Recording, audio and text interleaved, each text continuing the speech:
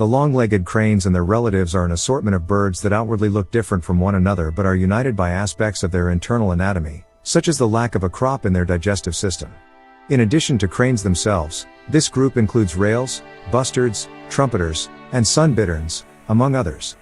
By far the largest family is formed by the rails, which include the familiar coots and moorhens. Rails are found worldwide, but many of the other families are less widely distributed. Most members of this group have long legs, a slender bill, rounded wings, and modest, cryptic plumage. However, there is otherwise great variation in appearance between species, depending on their habitat and lifestyle. Those that wade in wetlands, cranes, or walk on floating vegetation, the limpkin, have long, slender toes to distribute their weight. The strictly ground-dwelling bustards have shorter toes and strong legs for running over arid land. Aquatic members of the group, coots and finfoots, have lobed feet for swimming.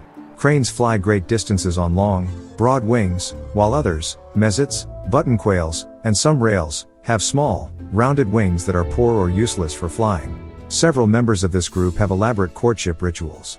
Some of the most elegant displays are performed by cranes, which mate for life. Males and females form pairs, and later maintain the bond, with carefully orchestrated dances.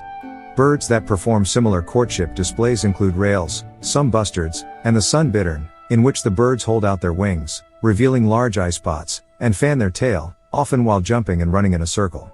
In addition to their courtship displays, rails also attract mates by making loud and distinctive calls. Many cranes are migratory, traveling vast distances between their breeding and wintering areas. Along the way, large flocks stop at long-established staging posts, where they may stay for a few days before moving on. Cranes breed in wetlands, typically seeking remote places such as Arctic tundra, steppes, highland plateaus, and forested swamps. Some crane species and most other birds in the group do not migrate at all.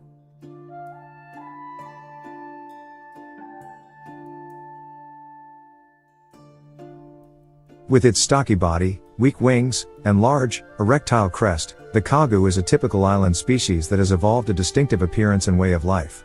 It lives on the ground, and often stands motionless on one leg, watching and listening for prey. If it strikes and misses, it will use its bill to dig out the prey. Unique flaps of skin over the nostrils keep out debris while the kagu forages in soil. When threatened, it raises its shaggy crest and spreads its wings to expose the shield-like pattern on its flight feathers. Heard far more easily than seen, this cryptically colored bird has a loud and rasping, two-syllable call, which it makes both to advertise its territory and to attract females. The call becomes a growling, pig-like squeal before mating, or in encounters with other males. In many parts of their range, corncrakes are declining due to changes in farming practices and because the damp pastures they inhabit are increasingly drained and plowed.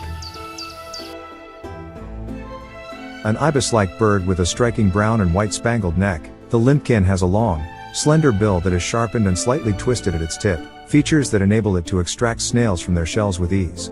Breeding pairs often stay together year after year, and the male defends the nest by charging intruders, fighting with its feet, and uttering an unearthly, mournful call.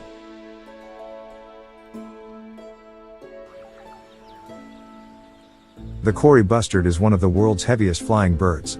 Like its relatives, however, it lives on the ground and is reluctant to fly unless in serious danger. It often associates with large, herding animals, feeding on insects frightened by the herd as it moves. The Kori bustard also inhabits areas that have recently been burnt, eating the new shoots of grass and insects exposed by the lack of vegetation. Crowned cranes are easily identified by their golden crests or crowns and by their ability to perch in trees, something that other cranes cannot do. Found in both marshland and cultivated fields, this bird has a relatively short, versatile bill, unlike more aquatic cranes. It stamps its feet while foraging to flush out potential prey and travels with large mammals to feed on the insects frightened by their movement. The black crowned crane is a very similar species found in tropical Africa. With its intricate courtship dances and lifelong partnerships, this elegant bird has long been a symbol of happiness and good luck. The heaviest member of the crane family, it is mainly white, with black flight feathers and a black face and neck. Large flocks congregate on feeding grounds in winter, but in the breeding season, pairs of birds establish territories, defending them vigorously against other cranes.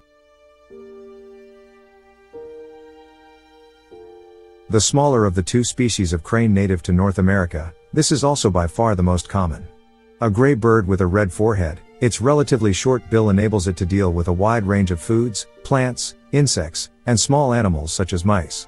Northern populations move south in winter and as many as 40,000 cranes can gather at a single stopover site, their loud calls carrying across great distances.